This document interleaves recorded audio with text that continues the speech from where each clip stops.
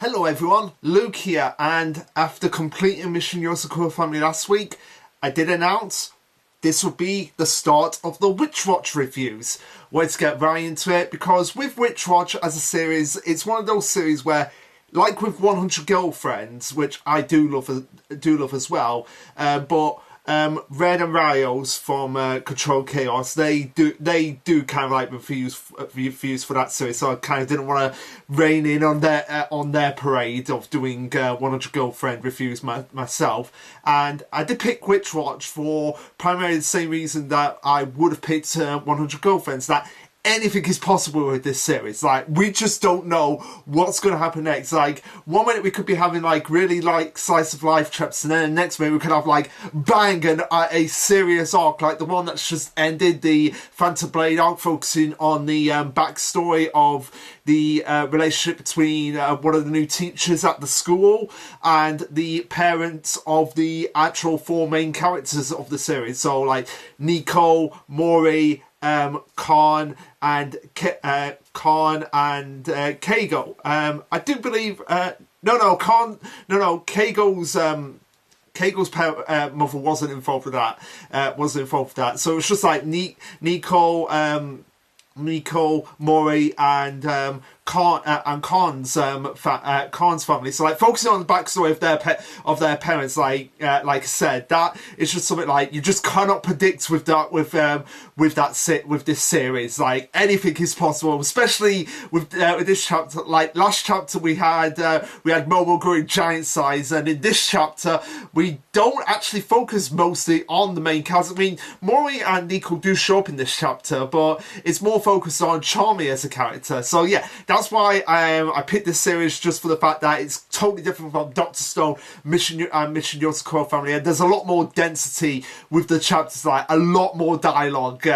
So these reviews may be a little bit longer than the Mission Yosakura reviews, but we'll just have to see how that fares as we breeze along with the Witch Watch review. So let's just dive right into it. And also the other reason why I picked Witch Watch is because, unlike Dr. Stone and Mission Yosakura Family, who had a very strict set out, okay, this is the story we want to tell, with Witch Watch, like I said, any story could possibly be told, and it's written by one of the assistants to Gintama, which went on for years as well. Years and years. Now, do I think Witch Watch will be as long as Gintama, which is like 715 years? No, I don't think it will be, but I feel like it will be here for, I'm gonna say, at least another 3 years. I'll be surprised. I will generally be surprised and happy if it's more, but I don't want this to be like a 1,000 chapter series. Maybe in the realms of like the My Hero Academia sort of realms, just a little bit short of that series, or I don't know, like something like I Shield 21, which was by Inagaki, who written Dr. Stone. So between that and My Hero Academia, so that amount of length, so between 330 and 430 chapters, so somewhere in that ballpark, I'll be totally happy with. But yeah, so this chapter is chapter 187, and it's titled a home resort vacation. So obviously with a title like that, it's going to be a slice of life chapter focusing on like, we're at home, we're relaxing, so what can we do? And like I said, it's more focused on Charmy as a character than most of the other cast. So anyway, so it starts off with Charmy and Slurp, who's her genie familiar. And Slurp is just like, oh, I've got a soda for you, and Charmy is just being like one of those spoiled brats, like, there's no ice in there, there's no straw in there, so I want you to put that in there. And Slurp, as a genie, is like, as you wish, which you think like he would have a limit on the wishes he can make, since he's a genie, and like if we're going by the story of Aladdin, like the 3 wishes, and there was no like wish for more wishes. So or are we going for like the Fairly Odd Parents route, where it's like, oh, I can give you 3 wishes, like I wish for more wishes, like, okay, that's a wish, so I guess we're going with the Fairly Odd Parents route here. Well, considering this is more of a comedy series, that does make sense. And I love Charmy's mother here, and this is one of the things that I love most about Witch Watch, is that we have teasers for characters that come into the story that you don't think are going to play a role later on, but like hundreds of chapters later, we've had that before with some characters who were sort of in the background and then they played a big role in the Phantom Blade arc. Charmy's mother, I feel like, is gonna play a big role when we get to like the war with Druid, considering Charmy is a witch herself, so naturally a witch powers have to come from somewhere. I assume they come from Charmy's mother or maybe her grandmother, but there's got to be a story in there. Like, how did Charmy become a witch? Like, was her mother a warlock, or was there somebody who passed a warlock that and it was kind of the same thing that what happened with Kogame earlier in the series during the Day of Disaster arc, where she was felt to be a warlock and now she's like become a witch. Is that like kind of like what's happening here with Charmy? That's something I really would be would be interesting in finding out. And there's a lot of story threads that I'm just there like, what's this all about? What's this all about? Particularly one that I brought up with Pie Jones, which I'll get into later, but it's to do with the parents of the actual main cast. So anyway, continuing on, we have Charmy saying in response to her mother, like, no, I'm not treating anyone like a slave. I got the soda for myself, even though Charmy's mother's like, yeah, I saw Slurp just float this over to you, Charmy. Like, you cannot get that away from me. But Slurp is just like, oh no, it's all right. I mean, he is aware, like, yeah, I'm being used here, but I'm okay with it. Like, okay. It's kind of funny that, like, when you really think about that with the genies, like, your wishes might come out, like, doesn't that technically make you a slave? I mean, I guess. But yeah, we have Charmy's mother saying, like, I know Slurp is probably saying it's okay because he sees it. Like, I love the fact that Charmy's mother has kind of got this psychic that we're like, yeah, I know what my daughter's like, and I know what Slurp is like. And I kind of got an inkling, like, this just gives me more of an idea that Charmy's mother is a witch as well, considering, like, she's got this idea of what Slurp is actually thinking. And I apologise for saying Slurp, I meant Slump. Okay, Slump. So anyway, moving on, we have it obviously being some vacation, and Charmy's just lazing around doing nothing all day, but she does have an excuse, and fair enough, it's a legitimate excuse that she's been doing work, like, because obviously she's a child actress, and also she's got school, so fair enough, but again, you can't be lazing around all day doing nothing with your life. You got to get out there and do something, Charmy. But she's like, no, I'm gonna laze myself out all the way, and I'm gonna do what I want to do. And Charmy's was like, yeah, don't make that like an inspiring line from a movie, girl. And you do have to learn swimming over the summer because you've got your swimming scene that the director actually told you of your latest project, and she's just a little depressed here, like, making, like, obviously giving the look of, like, yeah, I've got to make an excuse to get out of this situation. So she's making, yeah, I've been to the pool already, yeah, and I've done, and I'm pretty good at it. As we have Slump saying, like, oh, into Charmy's mother's ear, even though she can't see it, but she's aware that Slump is actually there. She's like, not quite, she can mostly manage to swim, but it still needs much practice, and Charmy's just there like, don't be saying that to my mother right now, Slump. And the thing is that she's always complaining about when Slump gives her instructions. It's just there like, okay, you gotta do it this way, and she's just like, oh, shut up already. As she's like, as Charmy's mother's like, oh, did I spoil you too much because you're an only child? Maybe if you had a sibling, or like a little brother or sister, maybe that would shape you up a bit. And this is where Charmy, like, she takes this to heart. So even though she's like being like a sport, but at times she does listen to a lot of what's going on here, and the fact that her mother said that, it really hits her. She's just there like, maybe I should ask Nico if she wants to go to the pool. So yeah, we cut over to Nico's house, Nico and Maury's house, as we have them in their swimsuits, as Slump is doing the exact same thing at Maury's house that he did at Charmy's house, of just being like, here's apple juice, but he's doing it for Nico, so Nico's treating him just as much of a slave as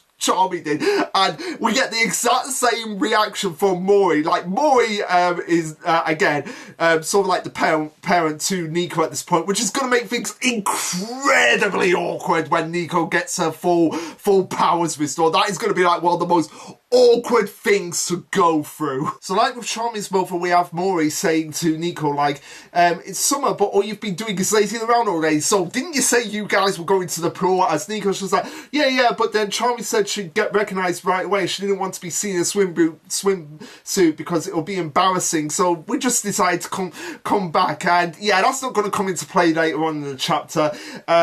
As we have them saying, oh, the beach is only a train ride away, so you want me to take you there? Wear sunglasses and no one will recognise you. And Charmy has an excuse again. It's like, because besides, just walking into a station is a no-go. I'll get recognised immediately, so I'm typically chauffeured away by Slump. And Maury's just like, okay, why don't you just fly? Like, he's trying everything, like thinking of every reason to get them to go to this pool, and Charmy's thinking of every excuse in the book that she can think of. So it's like, why don't you just fly in your wands? And yeah, I haven't trained that yet, so I can't do it. Like, I can't do it as well as Nico.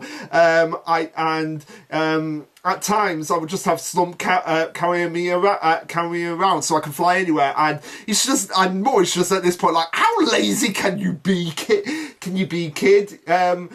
Before it's like, oh, can't you do it like that? Like, just move Charmy. Like, they say that to Slump, and Slump's there like, oh, I can touch her and move her around a little bit, but if I pick her up and carry her long distances, it'll be just doing like this all the time. Like, so he's just there like, yeah, I'm not doing that. So every excuse thought of in the book, as we get, again, one of my favourite aspects, kind of similar to 100 Girlfriends, about Witch Watch, the fourth wall break, the references to other series. One of them now being JoJo's Bizarre Adventure. Now, I've not read or watched JoJo's Bizarre Adventure, but I really need to get on that at some point. So I kind of got the reference here.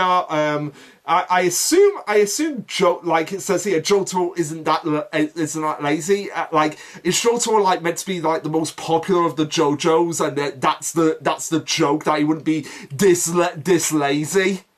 That's just my assumption on the joke. If it's wrong, then somebody hopefully will correct me. So yeah, bottom line is Charmy's giving up on going to this pool, and it's nice and relaxing in the house. So it's like she's hanging out at a resort, and Maury's just there like, oh, you don't need to be in his swimsuits for that. Before Nico gets an idea in her head, like, why don't we just have a pool here? Like, I could create a spell that will make it simulate that we're actually at a pool, and the spell is whoa water 80 centimeters, as now it does feel like Nico and Charmy are actually in a pool. Like, they're floating in air, but it's like simulated in their minds, like they're actually in water. So it'll be more like ooh.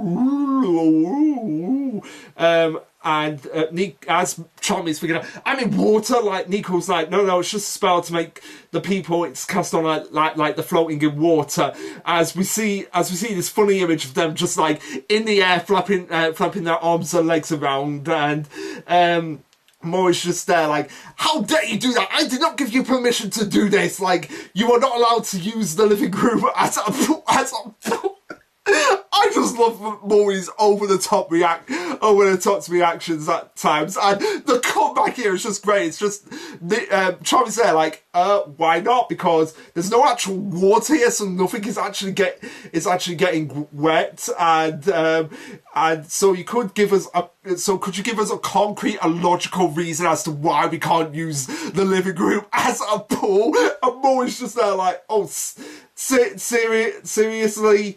Before we get Well, I assume he's talking about Nico here, so it shows just like the rapid aging of Nico at this point. I assume like in maybe about 30 or 40 chapters, Nico might be back to full strength. Some people have said like maybe she'll be back at chapter 200. That's when we'll get Nico restored. I don't think we're going to be that. I'm going to say like maybe about chapter 220 or 225, or it's going to be some sort of like significant number. But I don't think it's going to be the 200 chapter where Nico gets fully restored to her proper aging, because we still need Nico's mom to come back with the butterflies that she's collected herself, and maybe there's going to be something that's going to set the others on a task to see like, oh, what their relationship to Nico truly means to them to get some of the butterflies back. I feel this is one of the things that I said would be an interesting arc to get Mario, the vampire,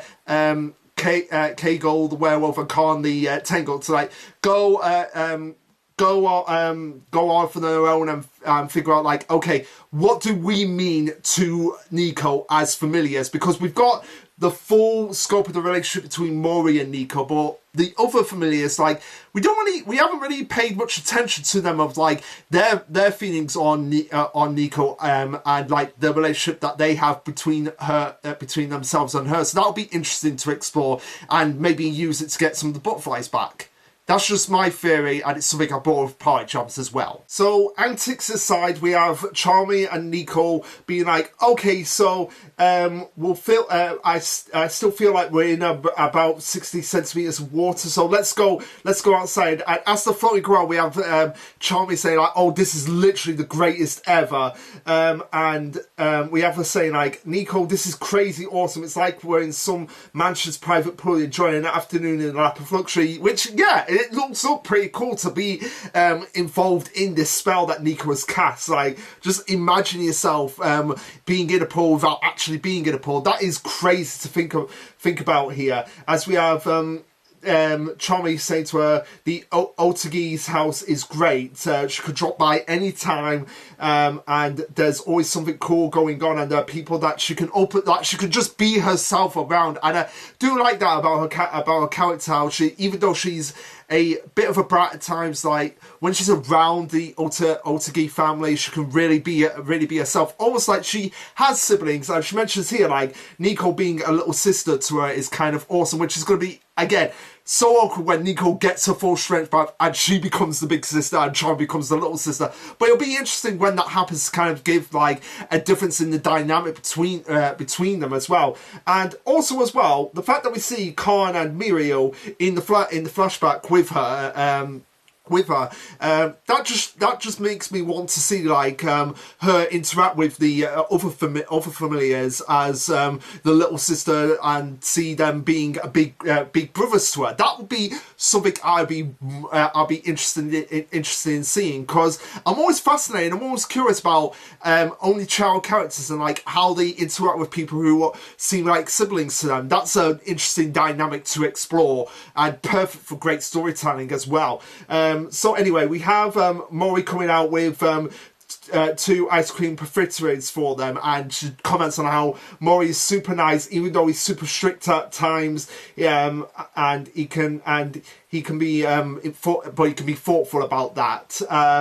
And no matter what he says, he spoils Nico rotten in the same way she gets spoiled by her mother. As we have Slump and Mori talking together as if they're like two servants talking about like, oh, our masters that we've got to serve here. And we have Slump saying to her like, oh, by the way, Charmy, considering this is a private space, maybe this is a perfect chance to practice your swimming here. And Charmy actually agrees with her, as she asks Nico to rise the water level, but instead of it being in centimeters, Nico puts it into over 100 meters, which is massive, and it ends up sending Nico and Charmy into the sky above all the houses in the neighborhood. And at first, Charmy is just like, what did you do that for? I meant centimeters, not meters. Like, oh my god, we're above the sky. We're like in a sky ocean. But then she's like, oh my god, we're in a sky ocean. Like, being amazed by it and just seeing like the view of it, which would be a truly incredible view to explore. If the fact that if this spell wears off, like, they're gonna be like, fall into their depths, as it says right here when Slump catches Nico and she's just there like, oh, she suddenly faded and I suspected raising the water used up all her magic. And yeah, Charmy at this point is just thinking like, oh, so she used all her magic, then the spell's gonna wear off and that's gonna make us fall to our deaths. Okay, we've got to really book it. We've got to really book it right now before this actually comes into effect. But Charmy at this point is just like, oh, I know, I have Slump is the one that has an idea of just like diving right down. And Charmy's just there like, Slump, can you dive down to the house and ask Mori for some Aniko red bean paste for Nico. Before Slump's like, oh, I can certainly dive underwater, but I'm incapable of being 100 meters distance between. So basically, there's a set limit of when Slump can actually be between where he's near Charmy and when he's away from her, and he doubts it will get close enough to the house for them to hear him shout. Before Charmy gets an idea, she sees a building in the distance, like a tall skyscraper, and she's just there like, hey, see the apartment over there? Don't you think that's high enough than the water level? So you hang on, Nico Slump. I make it over to those apartments, and then we're saved. But Slump's just like, wait, Charmy. Your swimming, it still isn't your strongest suit, but at this point, Charmy's just like, I have no choice at this point. I have to step up. I'm the big sister in this situation. I have to save my little sister, my surrogate little sister. As Slump is just looking at her like, you don't get the like what he's actually thinking here, but I assume it's like mostly pride in what Charmy is attempting here. He's just there like, oh, that's very true. I'm sure you can do it, Charmy. But Charmy is still struggling at this point. She's just there like, why do they have to be so far away? And we get like Slump once again like, okay, you gotta make sure you do it this way and that way. And Charmy again is just like, oh, just shut up. So again, I love this dynamic that goes on here, and I love like the callbacks from the beginning of the chapter right into the end of the chapter. So anyway, to round out the chapter, we have Nico waking up as like they're safe now, they're back on solid ground, the spell is worn off, and she thanks Charmy for saving her. Charmy says, nah, thanks to you, I'm way better at swimming now. Kind of had to get better in order to get us both out of there alive.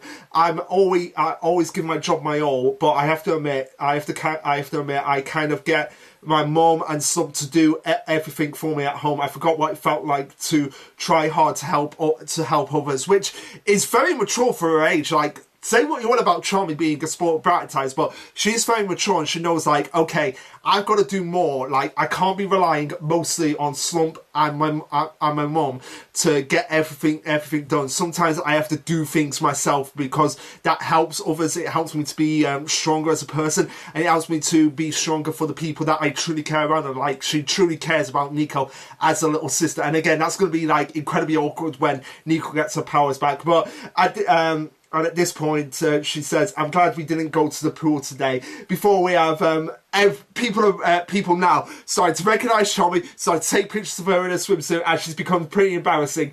And some even points this out, you have indeed properly recognised, and now everyone has seen you in a swimsuit. And she's just there like, oh, why do my arms have to be far away? And that's where the chapter ends. So, really nice, wholesome chapter. Got great character development for Charmy, where she was in a real selfish spoiled brat mode, but starting to come into her own and starting to develop. And I really hope that we continue with this development where she's just there like, maybe it might be nice to have like a sibling around the house. And like I said to Pyjaz, maybe if she could get someone like Nemu to be like her big sister, or be her pet cat, and have that responsibility of being a owner to a pet. And I'm sure that would lead to some incredibly funny interactions there. But yeah, one of the things that I'm really more curious about this series, about where we go next, is the fact that I did hint this at the beginning of the review, but I feel like one thing I don't think people have really pointed out here is that most of the cast have only one parent, like one confirmed parent in the series. Like obviously Maury's mum is dead, but we have Khan, who only has his father and an unnamed mother. We have Kago, who has his mother but an unnamed father. We have Nico, who has a mother but an unnamed father. We have Mario, who has his father. Yeah, he has his father, but we don't know what his mother is. So it begs the question of like, where are all of them? Like, what's happened to all of them? Like, obviously, some of them have to be like the different species. And the big question I have here for the series as well is like, it's stated that the warlocks want to revive Druids so it makes a paradise for witches, but why when they're like the enemy? So that's something that I really want to be established there. Like maybe Juru is not the true villain. We've got to find out like what the founder of the Witcher Society is actually all about. But that's something we'll just have to wait and see. So anyway, guys, what did you think of this chapter? Let me know. Like, subscribe, comment, all that jazz. And this has been Lasherluke signing off. Later, guys.